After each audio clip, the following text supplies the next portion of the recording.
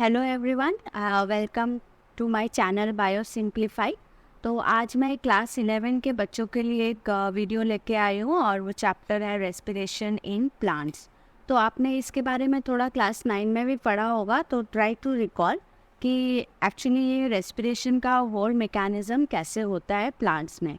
तो बच्चों ये वीडियो को पूरा ज़रूर देखना। मैं इस चैप्टर का 2-3 वीडियो बना के डालूंगी और इसमें इस चैप्टर में थोड़ा आपको प्रैक्टिस करना होगा, फ्लो चार्ट वगैरह। तो वीडियो को अंत तक देखना, लाइक करना, मेरे चैनल को सब्सक्राइब करना और शेयर भी करना। Let us start with the respiration in plant. तो आप लोगों को तो पता है कि रेस्पिरेशन एक्चुअली होता क्या है। It is a catabolic process, right. So यहाँ पे कैटाबॉलिज्म मतलब क्या होता है? कैटाबॉलिज्म का सिंपल मीनिंग है कि यहाँ पे जो कॉम्प्लेक्स मॉलिक्यूल है it is broken down into simpler form, right. So this requires a lot of steps takes place during this process. So here lot of energy is released. So it is called a catabolic process. तो ये जो mechanism है respiration का is taking place in all the organism, lower to higher, all the organism including the plants. So plants में क्या होता है कि जब ऑक्सीजन कैसे अंदर जाता है through certain openings like stomata, lenticels या फिर जो पतले लीव्स होते हैं डिफ्यूजन के थ्रू वो अंदर चले जाते हैं। तो इस तरह से गैसियस एक्सचेंज होता है, राइट। रूट्स में गैसियस एक्सचेंज होता है डायरेक्टली। तो ये जो गैसियस एक्सचेंज हो रहा है, ये ऑक्सीजन जो अंदर जा रहा है, that oxygen is used for this respiration process and it takes place in all the cells of the plant body. That is why it is called cellular respiration, where energy is released and stored in the form of a chemical compound known as ATP or adenosine triphosphate, right? So यहाँ पे क्या हो रहा है? Carbon carbon bond जो है एक complex food के बीच में, फूड यहाँ पे क्या हो रहा है? रॉ मटेरियल क्या है रेस्पिरेशन का? ग्लूकोज, और glucose is a carbon compound, right. So ये बॉन्ड ब्रेकेज होता है by the oxidation process that releases lots of energy, right. So ये ऑक्सीडेशन हो रहा है for the respiratory substrate, and that energy which is released during respiration, it is stored in the form of ATP, and whenever the body cell require energy again, this ATP is broken down and utilized as in the form of energy. So that is why it is called energy currency of the cell. अभी आते हैं next slide में। आप देख सकते हो ये ATP का ओवरऑल स्ट्रक्चर है। एडिनोसिन ट्राइफॉस्फेट, तो इसमें नाइट्रोजनस बेस एडेनिन है। ट्राइफॉस्फेट है तो ये 3 फॉस्फेट ग्रुप है और राइबोस शुगर है। तो ये हाई एनर्जी रिच बॉन्ड है ये फॉस्फेट के बीच में, राइट। सो ये है आपका general formula, and this high energy bonds they break during the requirement, during the need of energy, and from there energy is obtain for metabolism. So ATP जब भी break down करेगा, एक तो phosphate निकलेगा with ADP and that releases lots of energy.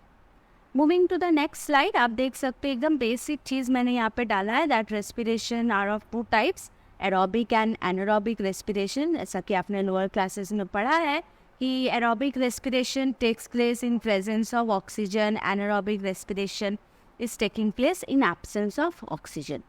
तो ये overall बगल में मैंने एक पाथवे दिया है बच्चों, आप देख सकते हो। Glucose is a raw material, it undergo breaking down called glycolysis to release pyruvic acid। तो यहाँ तक जो मैकेनिज्म है ना, ये हो रहा है साइटोप्लाज्म में, और इस स्टेप में कोई ऑक्सीजन का ज़रूरत नहीं होता है। जब पायरुविक एसिड फॉर्म कर जाएगा तब वो पायरुविक एसिड या फिर एनारोबिक रेस्पिरेशन में चला जाएगा या फिर एरोबिक पाथवे फॉलो करेगा। अगर एरोबिक पाथवे फॉलो किया तो वहाँ पे ऑक्सीजन का ज़रूरत होता है, वो होता है माइटोकॉन्ड्रिया में, right, and that is called Krebs cycle. और एनारोबिक पाथवे फॉलो करने से वो हो जाएगा फर्मेंटेशन, जहाँ पे अल्कोहल या फिर लैक्टिक एसिड प्रोड्यूस होता है। तो आपको बच्चों एक चीज़ याद रखना होगा कि in this process where glycolysis is taking place, glucose is converted into pyruvic acid, इसमें ऑक्सीजन का ज़रूरत नहीं होता। ये एनारोबिक फेज है रेस्पिरेशन का, ठीक है। नेक्स्ट स्लाइड में जाते हैं।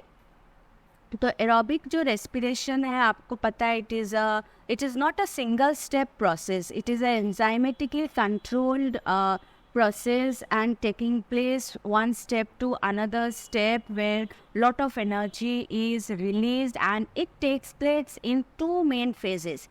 First phase है glycolysis और second है आपका Krebs cycle. तो ग्लाइकोलाइसिस को एनारोबिक फेज बोलते हैं, ठीक है. इसमें ऑक्सीजन का ज़रूरत नहीं होता है और ये होता है साइटोप्लाज्म में.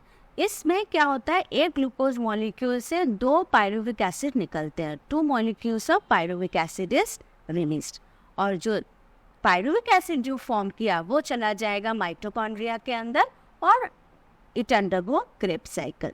और क्रेब्स साइकिल के दौरान लास्ट में एंड प्रोडक्ट क्या निकलेगा, carbon dioxide, water and lots of energy, around 38 ATP of molecules. Okay, so this is the main thing that you have to understand, that glycolysis is the common pathway for both aerobic and anaerobic respiration. Okay, moving to next slide. आप देख सकते हो anaerobic respiration मैंने दिया है यहाँ पे.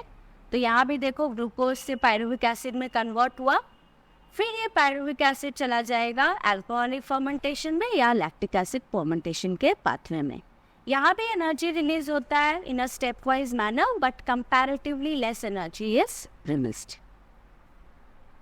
अच्छा, अभी आ जाते हैं मैकेनिज्म ऑफ एरोबिक रेस्पिरेशन में क्या क्या स्टेप्स है. पहला है ग्लाइकोलाइसिस, सेकेंड है पायरुविक एसिड जो प्रोड्यूस हुआ that undergo oxidation to acetyl coenzyme A, then Krebs cycle, then electron transport chain and last में ऑक्सीडेटिव फॉस्फोराइलेशन. तो ये सब आपको एक एक करके पढ़ना होगा, ठीक है.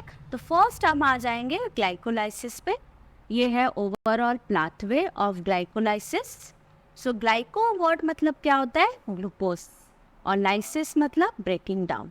Okay, and it is also known as EMP pathway. EMP pathway, why? Because it is given by the name of the German scientist who discovered it. 3 German scientists, Emden, Meyerhoff and Parnas. So EMP pathway. तो आप देख सकते हो बच्चे ये पूरा pathway है, आपको ये प्रैक्टिस करना होगा. हाफ मैंने इस तरफ लिखा हुआ है, हाफ इस तरफ. एक्चुअली ये एक के बाद ही एक होता है. तो सबसे पहले आप देखो glucose is phosphorylated to form glucose 6 phosphate under the influence of enzyme hexokinase, and in this step ATP is used up.